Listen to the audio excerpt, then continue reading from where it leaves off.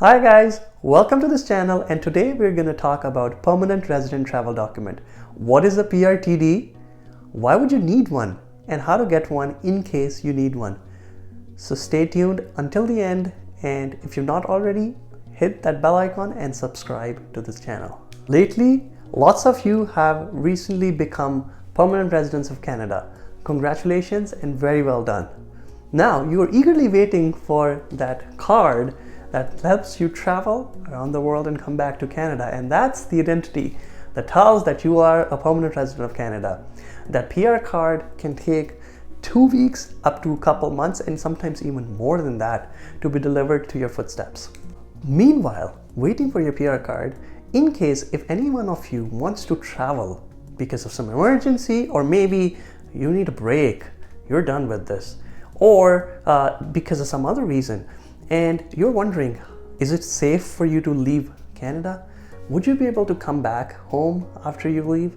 And will you have any problems, or will your PR status be in jeopardy if you leave Canada without your PR card? The answer to these questions is there is no problem whatsoever. In case you need to travel without receiving your PR card, there is no impact on your PR status. Once you are a PR, once you get COPR, the confirmation of permanent residence, that's it. You are PR for life unless you let go of that status or they strip you away. But PR card does not define your status. So traveling without a PR card is not a problem at all. However, the only problem is to return to Canada, you need the PR card, because the PR card is the proof that you are a permanent resident of Canada that is valid for travel. So when you show an airline staff that your status in Canada is a permanent resident, they would want to see the PR card to prove that. A PRTD is a stamp on your passport that proves that you are a permanent resident of Canada. In order to obtain the PRTD stamp, you need to apply to the Canadian embassy or the consulate closest to you in the foreign country that you're in.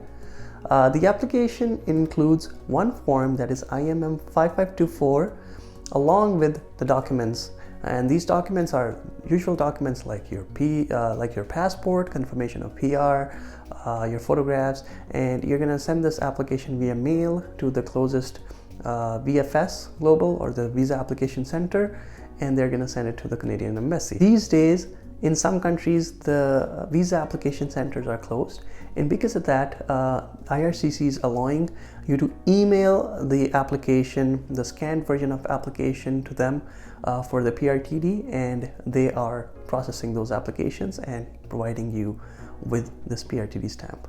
The fee for the application is $50, the same as renewing your PR card. One important aspect of this application that might confuse a lot of you is something called the Residency Application. A permanent resident has a residency obligation of staying in Canada for 730 days out of a 5-year period. Now, if you're a new permanent resident, this is not something you need to worry about, because you have a lot of time to meet that residency obligation, and if you are staying in Canada, you should be fine. But you would be filling this information in this PRTD application to showcase an IRCC officer that you do meet the residency obligation, or you will be able to meet if you are a brand new permanent resident.